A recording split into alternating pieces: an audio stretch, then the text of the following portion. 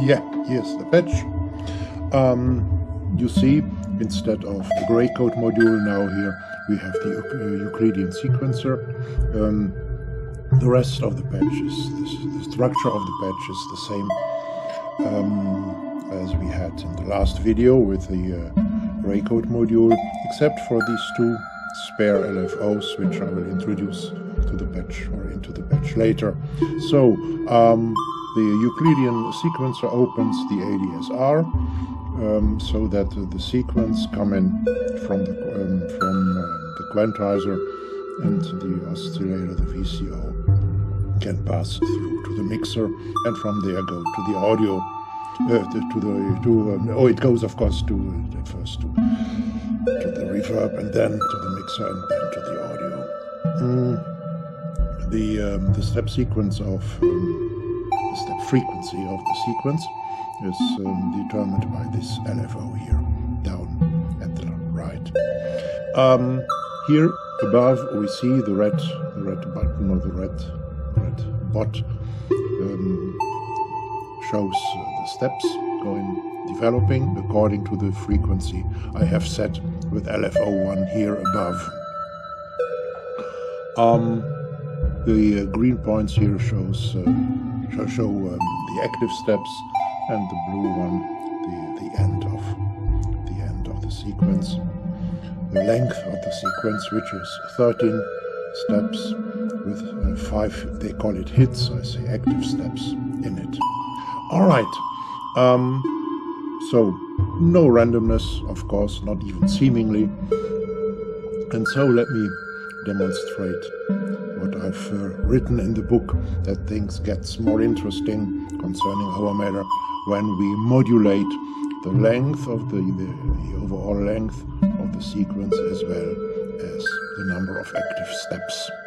So let me at first, I'll take the triangle wave from both spare LFOs. The first shall modulate the length.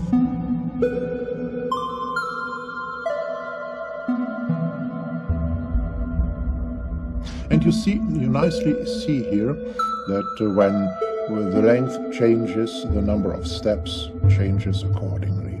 And now I even modulate the number of steps, the percentage rate of active steps, so that the number of steps now depends on the whole step length, as well as on how many percent of this whole step length shall be covered by active steps. Let's listen to this sequence for a while, because I like the situation when it goes down to completely silence right now,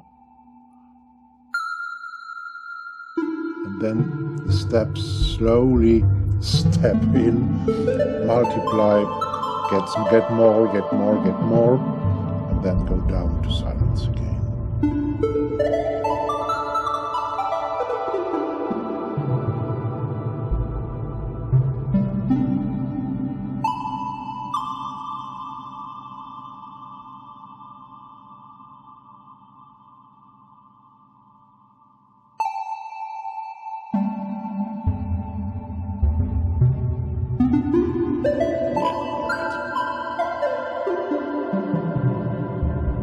And now I can play around with the different frequencies, 4 frequencies all in all. One, of course, how fast the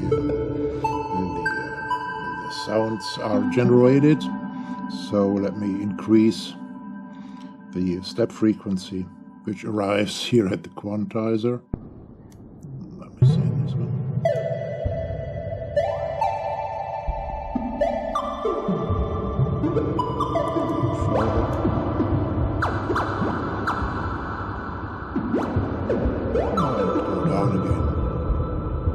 Or let me increase the frequency of modulation, which modulates the number of active steps. Let's make it even faster.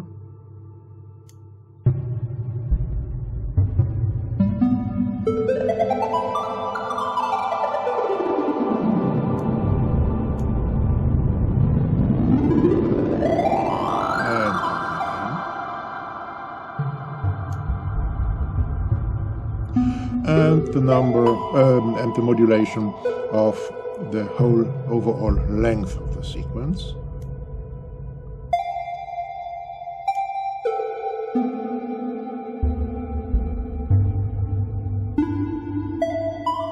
Now we see that it's nicely, it's to be seen in this situation, that the number of potentially active steps is always changes faster than the sequence of the sounds step forward. Alright, and all in all, that's as the last step, last small demonstration.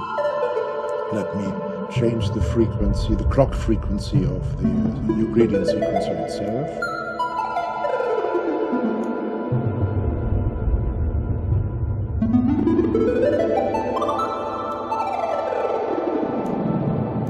And reduce it again. Well, it's a wide field for experiments of your own, I think.